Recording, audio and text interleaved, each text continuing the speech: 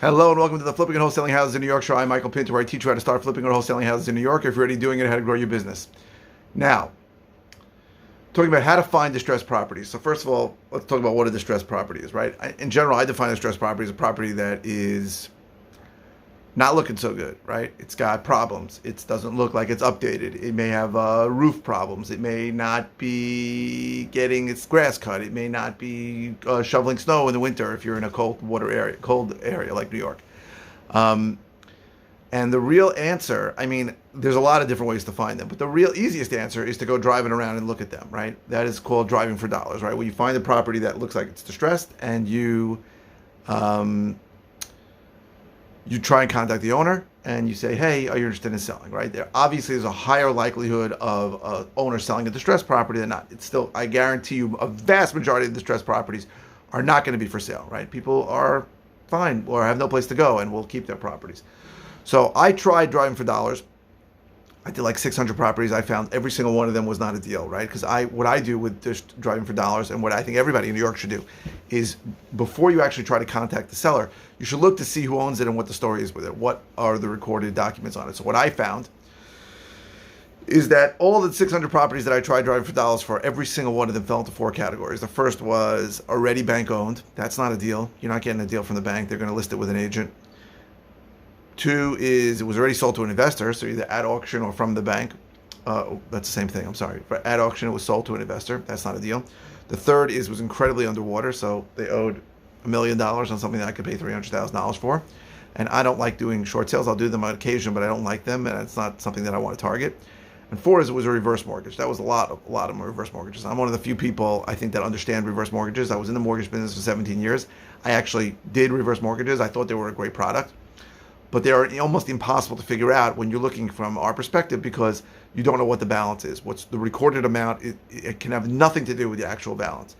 I could talk about that. Well, I'll talk a little bit about it now. But basically on a reverse mortgage, the way it used to work is whatever the maximum amount that was allowed to be given to the borrower, we recorded a mortgage for 150% of it, right? Because they assumed that because the way, let's take a step further back.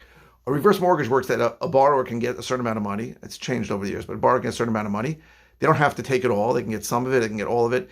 And then interest accrues on it, but they don't have to make payments. So let's say a borrower was eligible for $300,000. They would record a mortgage for $450,000, even if the borrower only took $10,000. So the borrower could have taken the whole $300,000, and now it's even more than 150% because they might have taken that money 10 years ago. Or the borrower could have taken almost no money and the balance is very little. So there's no way to know on a reverse mortgage what they really owe. That's a big problem.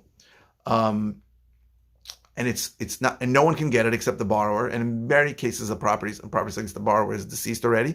Remember, reverse mortgages were only for people 62 and older, or their heir. And their heir sometimes doesn't know, doesn't understand. It's very, very difficult. It's not something I want to go down. But I just came back from Nashville. Somebody spoke from Deal Machine, which is one of the premier driving for dollars software products, the one I used. And he told me something that made me very happy. And he said, really, because the way they sell the product is 300 properties gets you a deal. But he said, yeah, that only works for properties that the value is $100,000 or less. And there was a scale. And for properties $500,000 or more, he goes, you need about 1,200 properties. So now I feel much better because maybe I will go back into driving for dollars. Maybe I'll pay people to go mark properties that are in poor shape, do a little research for me. And then if any of them are possibilities, that may be something I can do. Maybe I need it. Maybe I quit too early, right? 600 is half of what this guy estimated I need, right? Because I would say our average value is about $500,000 or more. So that made me actually very happy. And it might be something I go back into. But how do you find distressed property? So obviously driving around looking for them is one way. There are other ways to do it. So in most parts of the country, you can get a list of properties that have, let's say, code violations. That's great. I would love to get a code violation list. Oh, sorry, I'm tired from traveling. But I can't get it in any of my counties. So what you can do is you can get a list on, so I'm trying to think of where the best way to get the list. So the truth is, to get a list of distressed properties is not so easy by us. You should, wherever you are, right? If you're in Nassau County, good luck. But you go to a municipality and say, I want a code violation list. Most places in Nassau County have told me to go pound sand when I asked them for a code violation list. They told me it was private, which is so stupid because if I do a FOIL, a Freedom of Information Law request on a property, they'll tell me if there's violations on it, but they don't keep a vast database of them, which is absurd. I think something like 70% of the municipalities in the country do have a database of code violations. So I'm trying to think now, and I really should have thought about this before I started this video, about how to get a list of distressed properties. And in our areas, I would say it's hard. It's hard.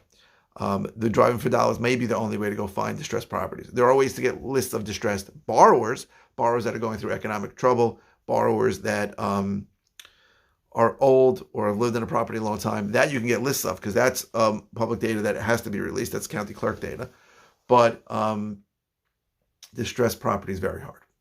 So, PropStream is a good system that I use. There's a link below for my link, RE data now that is will be helpful.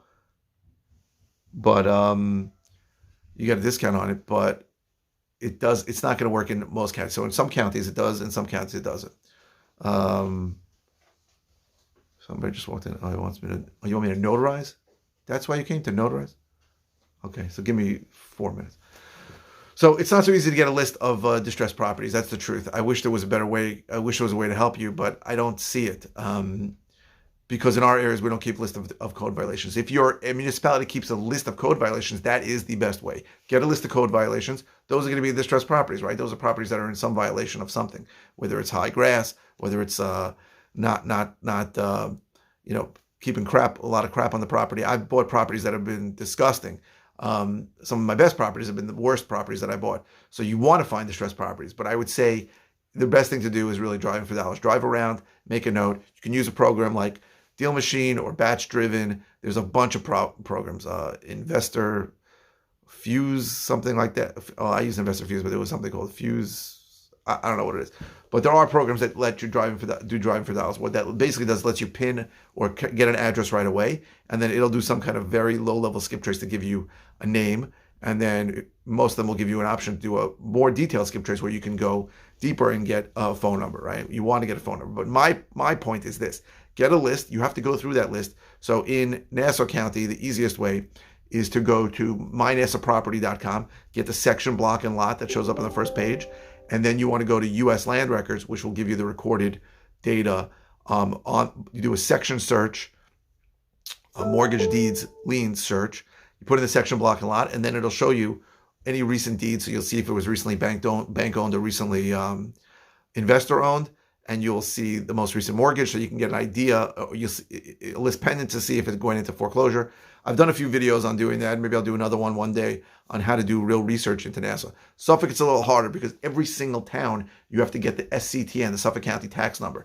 That is a 19-digit pain in the ass number. One of the stupidest things I've ever seen. But you got to get Suffolk County. And then after you get all that, you go to Suffolk County Clerk and you can see what documents are recorded, but you can't actually see the documents, which sucks too. Suffolk County is much harder to get data.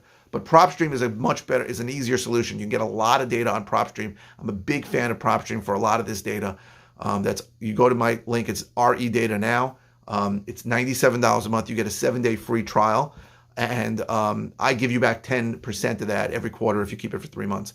So it's really like $87 a month. It's cheap. It's got a great data, and it lets you comp out properties to get values. If you're not licensed, it's really the only option to do that. I believe it's probably 85 to 90% as good as the MLS, the multiple listing service.